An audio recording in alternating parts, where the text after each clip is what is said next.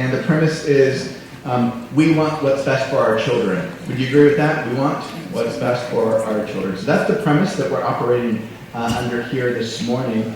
And a lot of people say, I would do anything, I would give anything to make my child successful. And Carol Dweck, the author of Mindset, and I'm going to be heavily borrowing from Carol Dweck here today, was the director of undergraduate studies at Columbia. And she tells about a student named Sandy. Sandy was a student at Columbia, and her report card was filled with A+ and F's, with nothing in between. And Sandy had been groomed by her parents to go to Harvard. Sandy's parents, like all parents, wanted what's best for her child. But they had a fixed mindset, and so their only goal of Sandy's education was to prove her worth and competence by gaining admission to Harvard. Going to Harvard would mean that Sandy was truly intelligent and that they were good parents. And so this is what they wanted more than anything else for Sandy, was to prove the worth and competence of Sandy. And for them, education was not about learning, it was not about pursuing a love of science, it was not about making a great contribution, it was all about the label. And Sally didn't get in. She went to Columbia, fell into depression, and a symptom of which was this mixture of A+, her competence and ability, and F's of depression and feeling like she had failed and disappointed her parents. And so this is a tragic account of an authentic individual like Sandy that was crushed with the weight of labels, and there are thousands of other Sandys whose stories are just a little bit different. Did Sandy's parents want what's best for her? I don't doubt that. They wanted what was best for Sandy. But the way that they went about it, it backfired. And they could have nurtured in Sandy a growth mindset by fostering her interests, by fostering her growth, by fostering her learning. And we all want what's best. So I want to talk a little bit about messages that help accomplish that aim rather than work against it. So let's start with some definitions. So I'm going to be talking about a fixed mindset and a growth mindset. So a fixed mindset works under the assumption you have permanent traits, and the underlying message is, I'm judging them. So you're either smart, or you're either artistic, or you're a math person, or you are an athlete. So you have permanent traits, and I judge you based on those traits. Or a growth mindset is you are a developing person. You can learn athletic skills. You can learn artistic techniques. You can learn mathematical principles. You can learn math strategies. You can learn writing techniques. So you are a developing person, and the underlying message around that is, I am committed to your development. So let's look a little bit about what parents say. Messages about success. We're going to talk about messages about success, and we're going to talk messages about failure. And is there a volunteer that could read this first statement for me, the first line? Volunteer that can read the first line for me. Yes? You learn that so quickly. You're so smart. Fantastic. Didn't you love the emotion and inflection and her voice around that? It's fantastic. Another volunteer for the second line. I think she should do it again. I think she should do all three. Look at that drawing.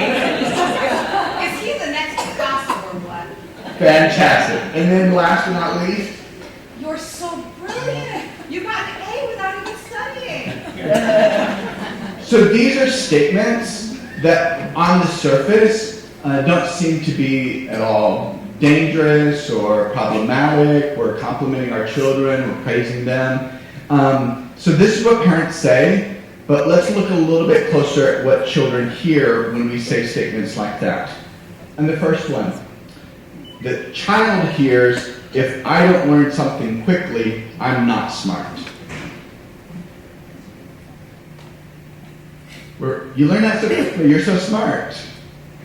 It goes through this child brain translation algorithm. Uh-oh, if I don't learn something quickly, I'm not smart. I shouldn't look at that drawing, is he the next Picasso or what? I shouldn't try drawing anything hard, or they'll see soon that I'm not Picasso.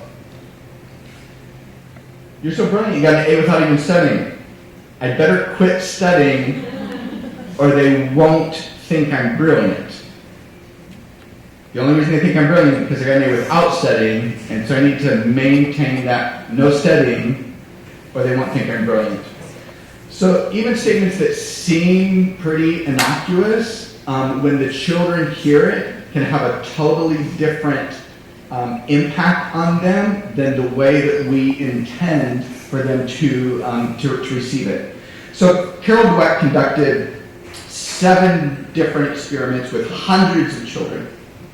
And this is what she found in all of those studies, is that praising children's intelligence harms their motivation and it harms their performance.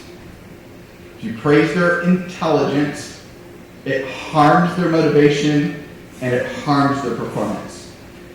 Praising intelligence and praising talent is like eating sugar. It gives children a boost. Woo! I'm smart. I'm talented. And it gives them this boost. It feels good, but it's just for a moment. Just like eating sugar, it tastes awfully good. But the lasting effects can be damaging. And it's the same with praising intelligence and the same with praising talent.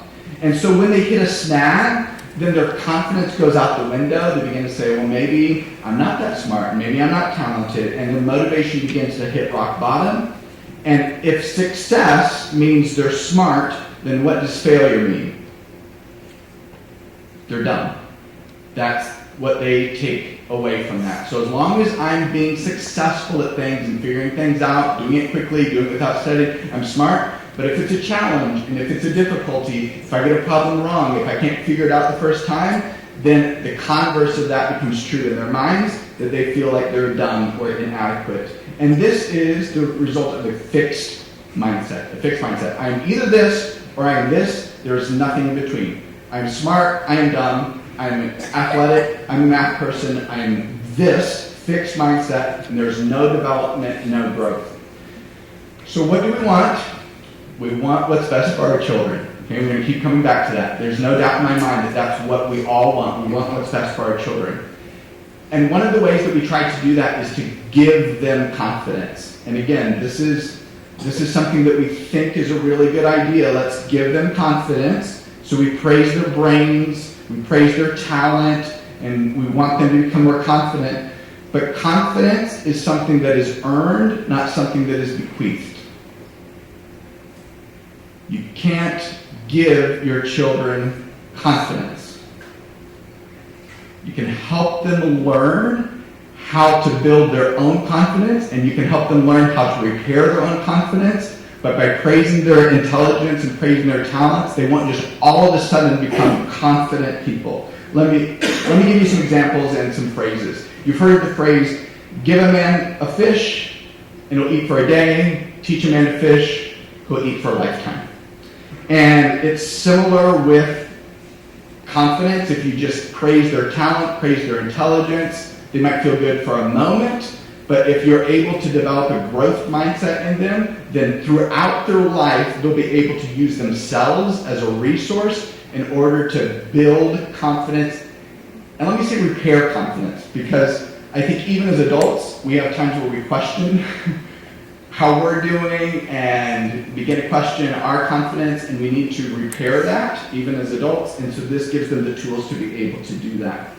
So the things that we can do, or we can teach children to love challenges, to be intrigued by mistakes, to enjoy effort rather than outcome, to seek new strategies, and to keep on learning.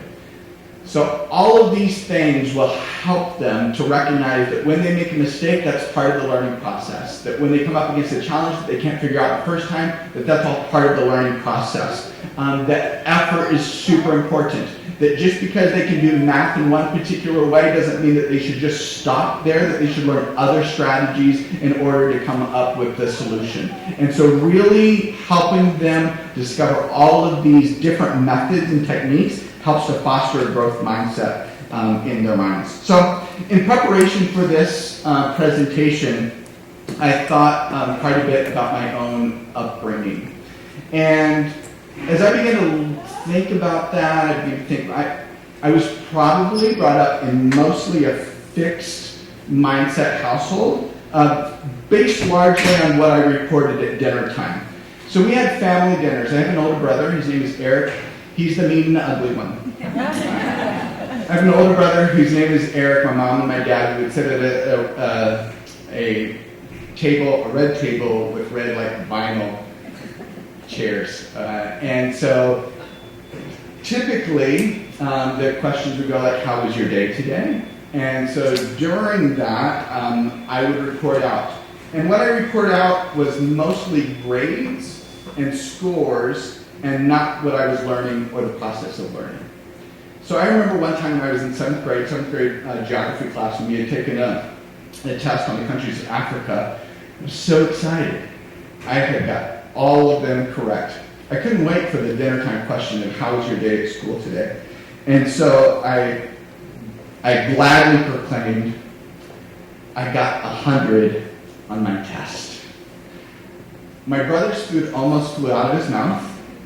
My mom started giggling, and my dad stopped mid-bite, slowly looked up with a smile on his face, and said, "That's good, Curtis." I'm like, what?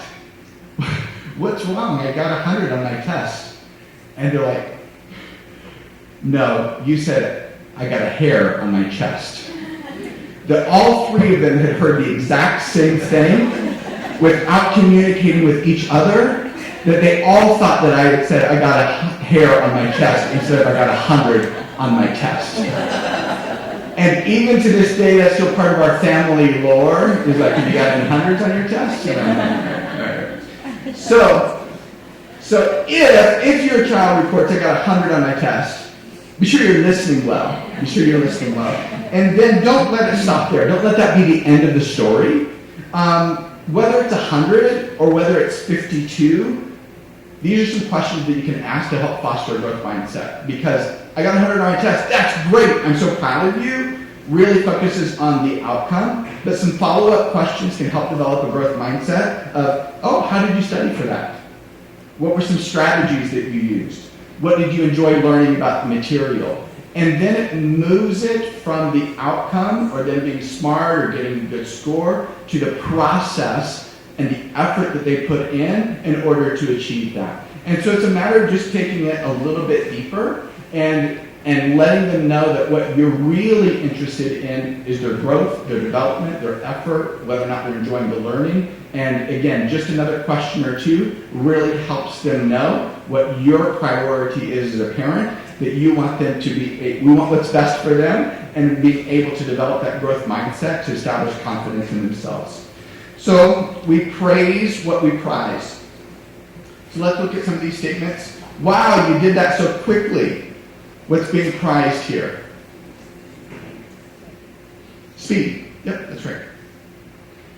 Look, you didn't make any mistakes. What's being prized here? Perfection. Right. And so speed and perfection are the enemy of difficult learning. So learning that really needs to take place usually requires time, and there are usually mistakes in the process in order to have the outcome of truly grasping a concept or understanding. And so when a child does something, so what happens when a child does something quickly and perfectly? I would suggest that you refrain from praising, because that's not what you're prizing. In fact, I would recommend an apology rather than praising. Something like, whoops, I guess that was too easy. I apologize for wasting your time. Let's do something that you can really learn from. Because if it's super quick and super easy, they're not learning. They're just getting the sugar, the cotton candy of, yay, look at that. I'm so smart, aren't I? Aren't I smart? Aren't I smart? Aren't I smart? Yes, you're smart. And really no growth or development comes place. And so praise what you prize, and if you're praising speed and perfection, then we're not developing in them the types of things that will help them in the long term for difficult, challenging prospects. So I know that some students struggle with test performance, that they do really well in other projects or the day-to-day things, but before a test or project they get really nervous. And a child who repeatedly tests poorly. And so if we look at this statement, look, you know how smart you are, and we know how smart you are. You've got this. Now stop worrying. So I want you to turn to someone that's near you and just look at this statement and see if we can talk about what are some of the problems here with this statement. So we want what's best for our children. We're meant to relieve their anxiety around test performance. What are some things that are perhaps not great?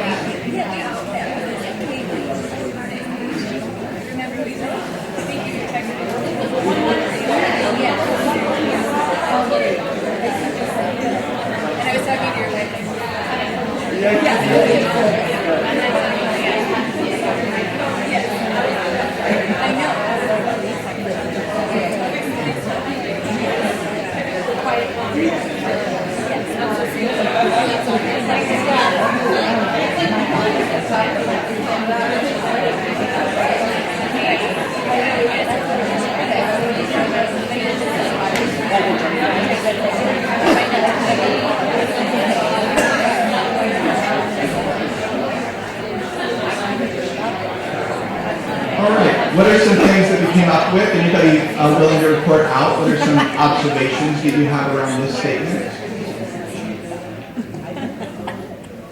There was a lot of good talking. Anybody like to share what they were talking about? Sure. Yes? I've never been able to stop worrying when someone says stop worrying.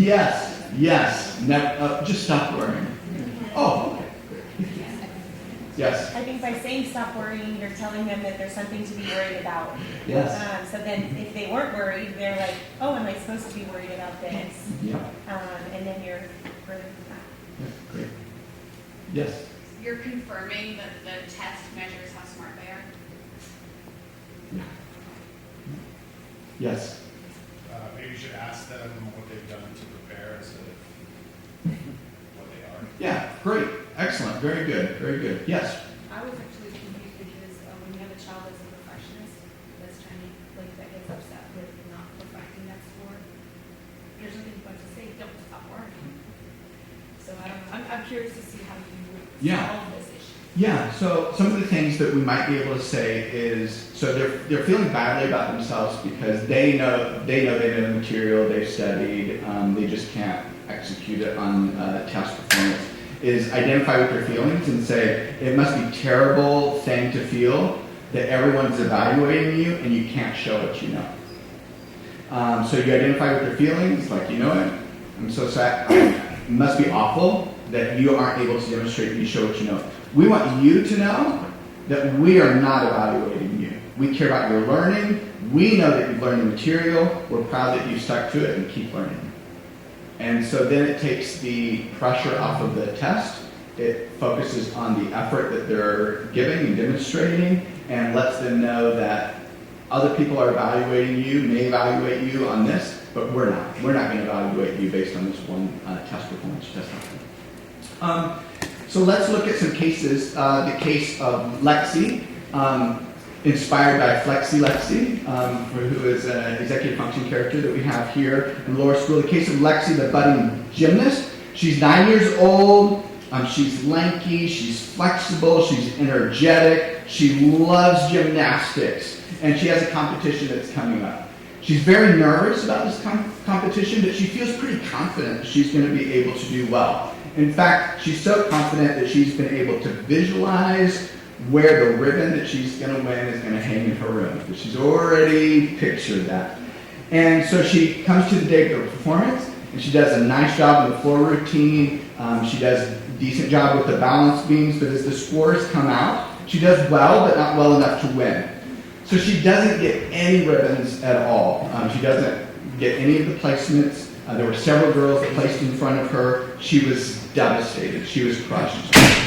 And you are Lexi's parents, and let's look at some of the options that we have for what we can tell her. Tell Lexi you thought she was the best. Tell her she was robbed of a ribbon that was rightfully hers. Reassure her that gymnastics is not that important. Tell her that she has the ability and will surely win next time. Tell her she didn't deserve to win. Again, I want you to turn and talk, and which of these would you choose and why? Which of these would you choose and why?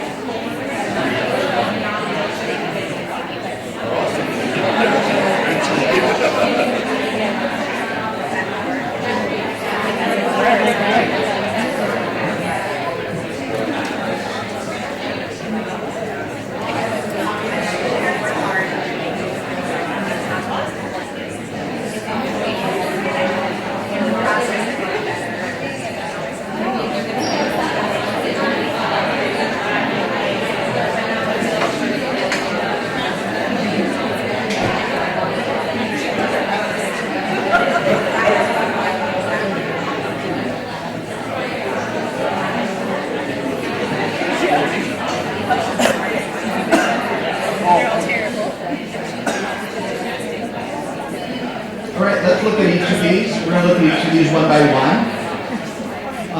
So if you look at the first one, tell Lexi you thought she was the best.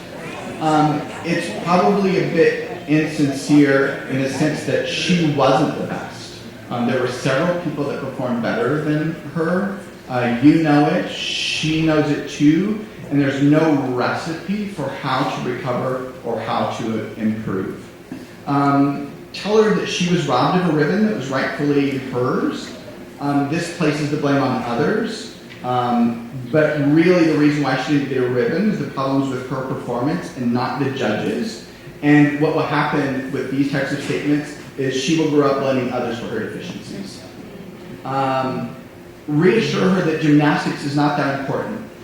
What this does is devalue something if she doesn't do well in it right away. And so then she'll just move very frequently to things that are easy and never stick to anything. Because as soon as it becomes hard, then, oh, it's not that important, and I'll move on to something else. So it's just constant flitting of things that they can find success in for short bursts, and then as soon as it gets difficult, quit, not that important, move on to something else. Starting to get nervous, I know. Tell her that she has the ability and will surely win next time. According to Dweck, this one may be the most dangerous. Does the ability automatically take you where you want to go? Well, if she didn't win this one, why would she win the next one? And you can't guarantee that she's going to win the next time. If it's just about ability and not about effort or training. That leaves us with number 5. So tell her that she didn't deserve to win. It seems hard-hearted, and I would say never say this verbatim. But if we look at the core of what it is, something like, Lexi, I know how you feel. It's so disappointing to have your hopes up and to perform your best but not to win. But you know you really haven't earned it yet. There were many girls there who've been in gymnastics longer than you and who've worked a lot harder than you. If this is something you really want, then it's something you'll really have to work for. Deep breath. Very good. Followed by, if you want to do it for fun, that's fine. If you want to excel in competitions, more is required. And so just really laying it out for the child. If you want to do it for fun, that's great. If you enjoy it, it's fun, awesome. If you want to do it for competitions, you're going to have to put forth more effort and work so that you deserve it when you get it. So there's a strong message in our society, which is why I feel a little bit of tension in the room. There's a strong message in our society to protect your child from failure at all costs. And what Dweck says is that the more that we protect our child from failure, the more we the more we jeopardize them being successful in the future. Because they're all going to experience setbacks at some point in their lives, and it may not be while they're in your house. If you continue to protect them from failure and the realities of setback until they're 18, 22, 25, 35, 45, it might work, but eventually someday they're going to want to leave, or you're going to walk into them.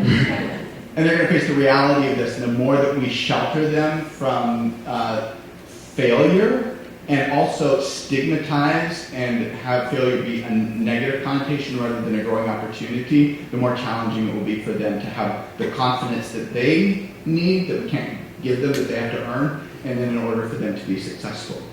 So Lexi's father told her the truth, taught her how to learn from her failures, sympathized deeply with the disappointment. Right? So if she's disappointed, you're going to be there in that space with her and say, yeah, that really stinks. And so sympathizing deeply with the disappointment, but not giving a phony boost of sugar to ease the pain in the moment. Not giving the phony boost that would only lead eventually to further disappointment. Because if she doesn't have this message at some point, and she goes to the competition the next time and the next time, the outcome's not going to get any better if she truly wants to succeed in competition. So what we think about what kind of mindset that we have when we're fostering, a fixed mindset or a growth mindset. And one of the ways that we can assess that is listen to messages on the ride home from a soccer game. And so as we think about then the soccer game, if parents are blaming coaches and referees for the child's poor performance or for a team loss, that's a fixed mindset. If we're reviewing and analyzing the game, giving helpful tips about how the child can pass better, about how they can look for their teammate better, then this is a growth mindset. And this is called constructive criticism. So constructive criticism is really important and vital for developing a growth mindset. And so in order to foster a growth mindset, children need honest feedback. So they need feedback, they need for it to be honest and not sugar-coated. And if protected from it, they won't learn well. So they'll experience advice, coaching, and feedback as negative. And in order for them really to be successful, we want what's best for our children, they need to experience advice, coaching, and feedback as positive. So they need to see all of the things that help them develop and grow, growth mindset, having a positive connotation rather than a negative connotation. So, according to Carol Dweck, again, withholding constructive criticism does not help a children's confidence, it harms their future. So let's talk more about constructive criticism, because not all criticism is constructive. Perhaps you've heard the difference between major surgery and minor surgery. So major surgery is when I have surgery, minor surgery is when you have surgery. Constructive criticism is when I give criticism. Negative criticism is when someone else gives it to me. And so let's look a little bit about constructive criticism through the case of Keenan.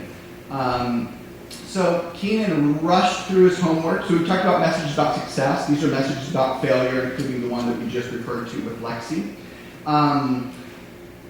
Keenan rushes through his homework. He skips several questions. He's answering others in a very short and sloppy way. Dad says, "This is your homework? Can't you ever get it right? You're either dense or irresponsible. Which is it?" Obviously not a good response. And so how could Dad have expressed his frustration and disappointment without questioning his son's intelligence and character? So the child is struggling with his homework. He's obviously not giving his best effort. This is not the right response. Turn and talk to your neighbor. What are some responses that would be better for a student, a child who is just racing through the homework in order to get done and probably watch TV or play video games? So you can turn to your neighbor and discuss another alternative to this.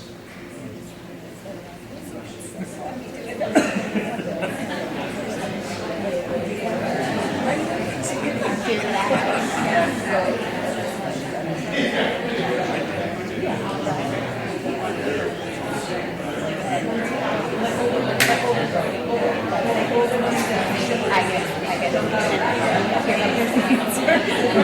it.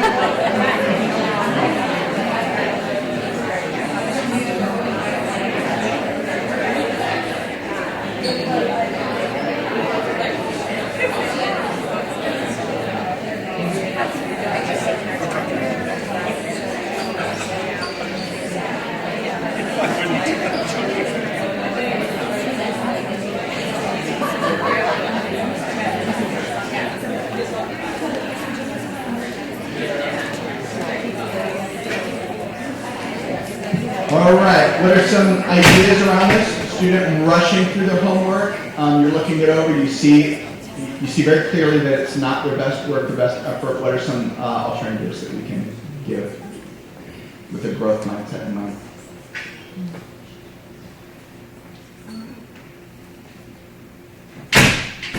I was just any groups, it looks like we missed a couple things here, we sit down and go through it together. Great. Yep, I love this. So offering support, recognizing that there are some things that are missing, and offering to go through it together. That's great. Any other ideas? Any other thoughts? My partner here has made a really good suggestion. She had a child with and saw one of questions is that your best effort? I thought that was Yeah. Yep. Very good. And that's something that we do frequently when a child raises their hand here at school and says, "I'm done." Oh, thank you. Can you go through it one more time and make sure that it's your best effort? Yep. So really encouraging that effort, best effort. Yep. Good. Any others? These are good. Yes. At my job, we are taught to say, I noticed you. Correct. About that. Yeah, wonderful. Open. Yes. They can say, I'm Yes. tired or I'm sick or whatever. Yeah. And then you can give them confidence. Absolutely. I love that. I noticed language. I noticed that some of these aren't. Yeah. Can you tell me more about that? Yep. Excellent. Excellent. And then sometimes children judge and label themselves. And again, in a variety of different ways, like "I'm so stupid," or fill in the adjective, that they begin to label themselves in very negative ways. In order to develop a growth, that's a fixed mindset, right? I am so stupid. And it's fixed in their minds that this is how I'm perceiving myself, at least this is how I'm perceiving myself in the moment. And again, as we're nurturing a growth mindset, I encourage you to intervene with those statements, with those fixed mindset statements for the child. We'll use clumsy as an example, where Sue says, "Oh, I'm so clumsy." They drop some nails on the floor, and Philip says, "I'm so clumsy." And then a parent can say, "That's not what we say when nails spill. What do you say?" You say, "The nails spill. I'll pick them up." Just like that. Just like that. Thanks, Dad. And that's it. And you just go on. And so, rather than saying, "I am so," fixed mindset, offer alternatives. Oh, the nails spilled. We'll pick them up, and that's all there is to it. So it's not just about performance. We talked a lot about performance, but it's also about behavior. I'm glad everybody's sitting down. Dr. Patel, you may need to find a seat because I'm going to deliver some very heavy news. All kids misbehave. Research shows that normal young children misbehave every 3 minutes. We have about 200 children in lower school for 430 minutes each day. You do the math. So when they misbehave, is it an occasion for judgment of character, fixed mindset, judgment of character, or occasion for teaching, growth mindset? And I just want to let you know, and we talk about conscious discipline here at the school in a variety of different formats, but conscious discipline is rooted in a growth mindset. What can we notice that the child has done, and how can we teach based on that behavior? And so it's not a judgment of, "Oh, they're a bad kid, they're a bad," again, I'm putting adjectives here, they're a fixed mindset, they're a bad kid, they're a lazy kid, they're an unorganized kid, that they're a fixed mindset kid. It's never that. It's like, this is what we're noticing, how can we teach these skills? And again, it's why we're spending a lot of time around executive function skills, is because we don't believe in a fixed mindset here at PCS. We believe in a growth mindset, that with the right training, instruction, repetition, all of these, this exposure to different ideas and different strategies, that they can grow and develop. And so really fostering a growth mindset and never a judgment on a child's character. So some approaches to discipline have a tone of, "I'll teach you a lesson you'll never forget." And that's true. You are teaching a lesson, but the lesson can sometimes sound like, if I go against my parents' rules or values, I'll be judged and punished. You're teaching, but that's the lesson that you're teaching. And what we can be teaching instead is teaching children how to think through the issues and come to ethical, mature decisions on their own. Now, I'm not suggesting that you indulge and coddle your children. I do believe that we can set high standards and then teach our children how to reach them. So it's not just a matter of lowering standards and letting everything go. Setting high standards, they're going to come short of that because they're children, they're developing, and then give them the skills, the strategies, the instruction of how to reach those high standards. So when we say no, again, setting boundaries with our children, when we say no, it's fair, it's thoughtful, it's respectful. And when we're in a position to discipline, every 3 minutes we might have that opportunity, be thinking about, I will judge and punish you, or I will help you think and learn. I will judge and punish you, I will help you think and learn.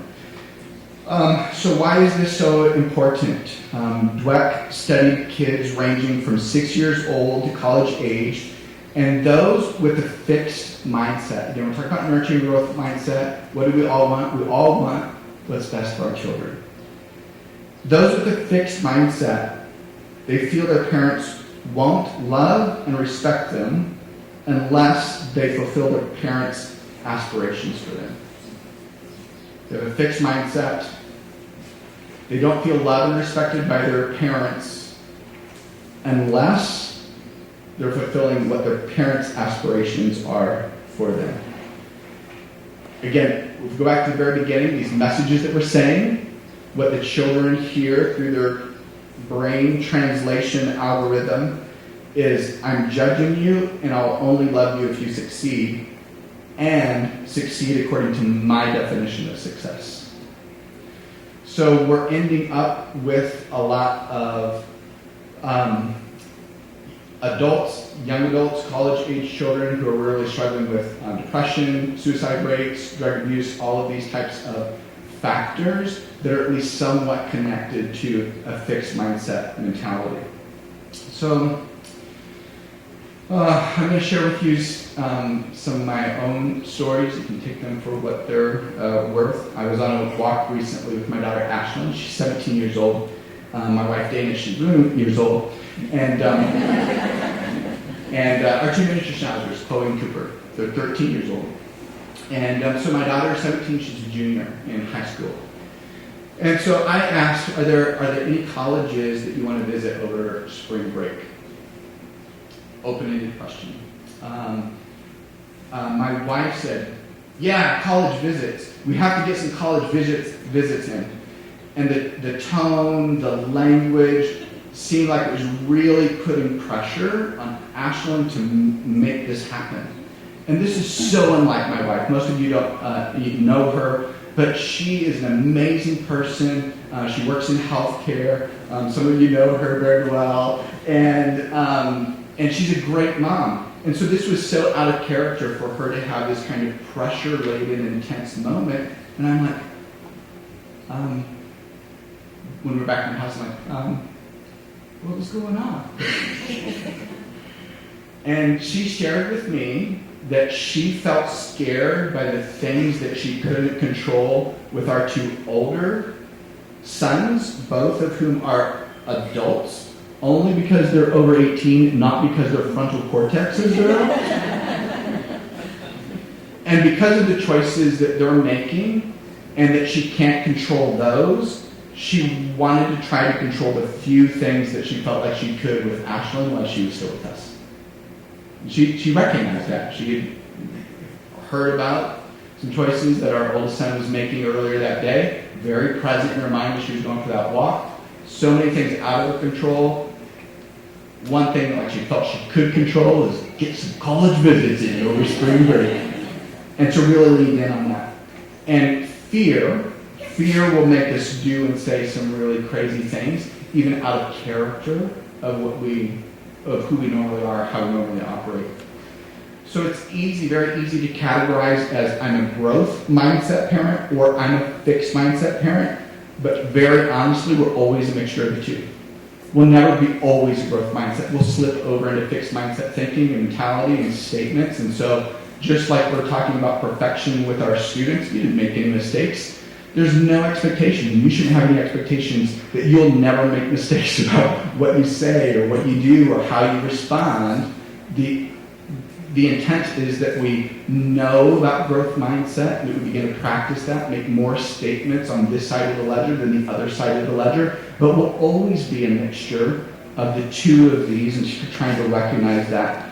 And then thinking about what are the events or situations that take us to a place of judgment rather than to a place of development. Because what we're always after is development, growth, learning, strategies, techniques. So my trigger of judgment is when I feel judged. So my daughter, I told you how old she was. She got a tattoo recently. And contrary to popular belief, you actually don't need parental permission in order to get a tattoo under the age of 18. I know that. So there are a couple of different ways in which I could react in the moment. One is anger and judgment, or curiosity. Visiting with other people around it, they make statements like, "Oh man, you just need to say my house, my rules." Yeah, I could kick out my 16-year-old daughter if I wanted to do that. I'm not going to. But say, "Oh, can you tell me more about that?" "Oh yeah. Why did you choose this?" She chose a cherub with a flute. It's really pretty, and it's really nice. I really like it, so it's on her shoulder. And I love my daughter's tattoo, and I think that it's beautiful. I wish a lot of things would happen differently around that. And I'm talking about triggers that I feel that I lean toward judgment, or I have a trigger of judgment when I feel judged. And so then when my parents come to visit, oh, I see lots of nods. I'm like, "Ashlyn, wouldn't you like to put on a sweater?"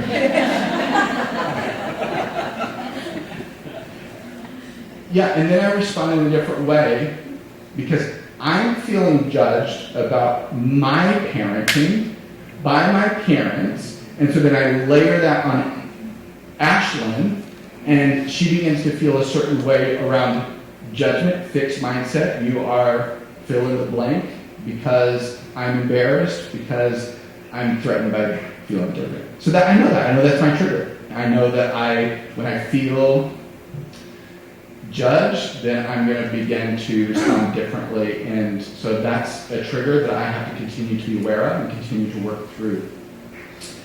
So we're not always going to get it right, but I think we'll do a better job if we're aware of what our triggers are. Fear and judgment can be two really big triggers. Parenting is not for the faint of heart. So proud of you. So amazed at each one of you in the job that you're doing. So it's not for the faint of heart. And if we think or feel or say, "I'm disappointed in my child," even if the words don't come out of our mouths, but we feel that or we think that, I'm just kind of inviting you to reflect on why that might be. And if we thinking disappointment, it usually means that your child didn't measure up to an ideal that you had visualized that likely corresponded to either what you positively experienced as a child or what you wish you would have experienced as a child. So those positive things that we have as a child, we want for our own children.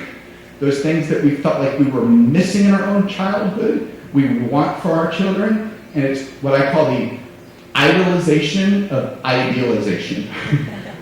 So we have our own children, we have our own experience, and we begin to put on a pedestal, regardless of what my childhood was like, my own children is going to be perfect. And we set that up, and then they don't always reach that, and that can lead to disappointment. So I'm asking you to reflect on that, and I think that there's a different way. Instead of "I'm disappointed in my child," is "I'm amazed at the incredible person my child is becoming." And I think the sooner that we can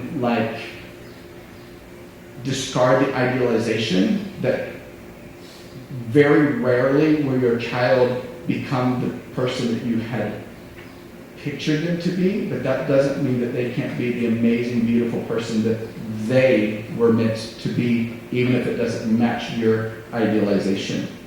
So it's tough business. Because why? We all want what's best for our children. We want what's best for our children. So there are two things.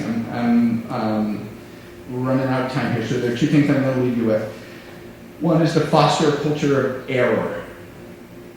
Making errors, mistakes, challenges, obstacles have a positive context and a positive connotation versus a culture of perfection. So a culture of perfection will set you up for frustration, will set them up for feeling like a failure, but a culture of error, everyone can grow and develop in a culture of error. So mistakes, obstacles, setbacks are good things that we need to believe it and communicate it often, even pointing out your own mistakes rather than hiding them. If we have a culture of perfection, then we try to present that to our children that we're always perfect, and even when we make mistakes, we try to cover it up or justify it or hide it. They see it. You might as well own up to it, recognize and say, yep, we're all learning here, and mommy really, messed up. I should have done something differently, but I'm going to learn from that, and these are some things I'm going to do differently this time. Normalizing mistakes helps to establish a culture of error. So I am attempting to establish a culture of error in the lower school based on some emails that I received from parents. I'm doing an amazing job at this. I'm great at establishing a culture of error. And we are doing a growth and renewal program for our teachers, in which we're doing observations. And I said, this is what I'm looking for when I come in to do observations in your classroom. I'm looking for you not to do a lesson that you've done 15 times before, that you can do with perfection, that's polished, that you can do with your eyes closed, that I'll leave say, they're an amazing teacher, and you'll get a good, report or whatever from that. I said, I'm not interested in that at all. What I am interested in is you exploring and developing something that you're excited and passionate about, and that you want me to come in and see you mess up trying to pull it off. And then we're going to sit afterwards and talk about how we can together get you the skills and the training and the resources needed in order you to accomplish that goal that you're excited and passionate about to deliver to the students, and help that experience be the best that it can be. And so I want them to make mistakes because they're growing and reaching and developing and striving. And if they're just doing the same thing that they've always done, pretty soon PCBS will not be an excellent educational institution. It will be a dying, aging, stagnant institution. And so it's very important for us to keep on the forefront of that. And what that means is establishing a culture of error. We're not going to just do it the way that we've always done it before. We're going to try new things. We're going to be learning. We're going to be growing. We're going to be making mistakes. We're going to be assessing. We're going to be modifying and moving forward. So, culture of error. The next thing that I encourage you to do is to create and foster an atmosphere of genuine affection. Being a parent is so hard, but also being a child is hard. Being a teenager is hard. Being an adult is hard.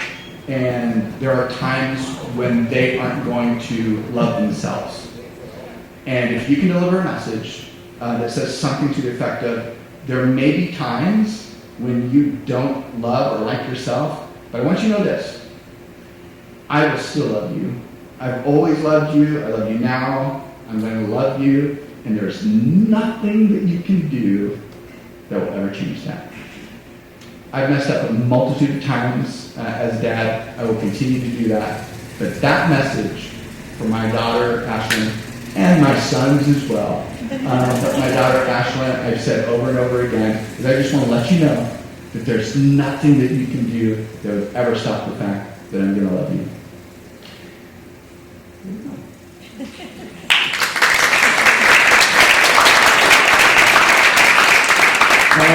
We do have a transition to make. I have very few answers. I have very few answers, but I will take perhaps a couple of questions in order for them to be able to get ready for third grade. Yes? How do you teach the kids to Yeah. How's that? Yeah, so you'll, in one of the chants, you'll hear it specifically, I think it's third grade, maybe it's even kindergarten, they say things like, I can do hard things.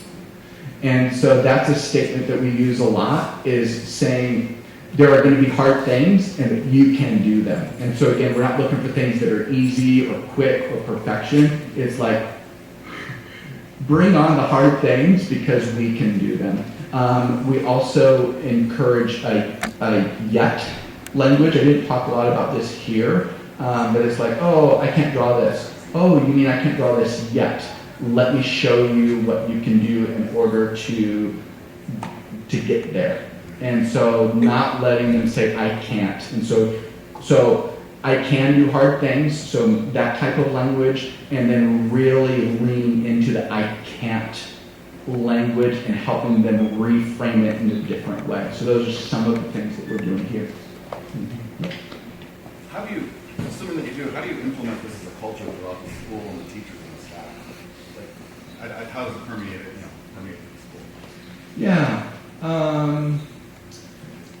So probably at this point anyway, more organically than systematically. Again, conscious discipline is really rooted in the idea of growth mindset, and that's something that we've used for several years, here.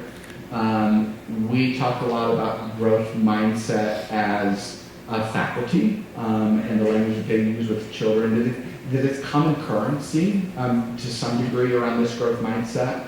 And then again, just in terms of modeling examples, culture of error, these types of things, is letting them know that we're really interested in the teacher's growth, and then that translates to student growth. So, but yeah, probably more organically than systematically. First of all, thank you. This is awesome, and I hear this stuff coming from my kids. Great.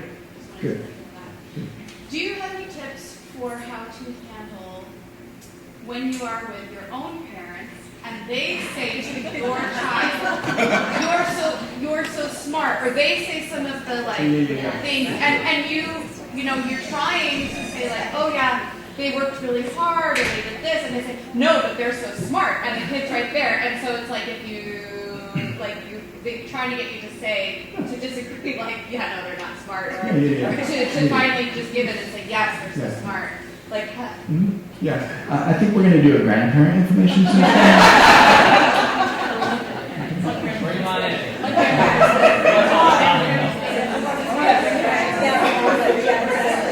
It's got a new idea for Grandparent and Special Friends Day. No more concerts for you.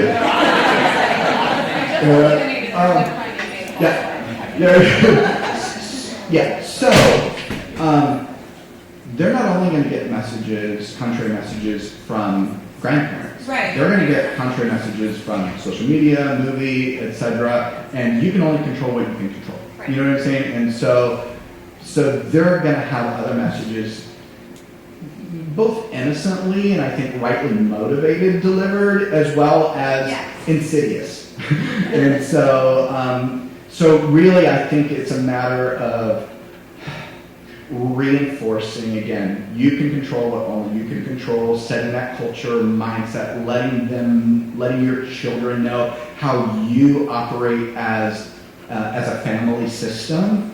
And then I wouldn't be like contradictory or point out as much as maybe make an extra effort on the heels of kind of some of those statements, an hour later, a day later, that following week after they've left, etc., to kind of maybe shore up some of that messages around this is who we are as a family unit and really what's important to us, rather than a kind of tit for tat or direct contradiction or correction of what might have been said.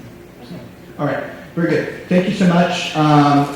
Mindset by Carol Dweck, and then Grit, the Power of Passion and Perseverance, is a later study in which Angela Duckworth really leaned into some of the mindset principles that Dweck did a couple of decades earlier. So I've heard Angela Duckworth, she's great, and her book is great. I'm going to stick around, answer a few questions. We're going to get ready for third grade. Thank you so much. Have a wonderful weekend.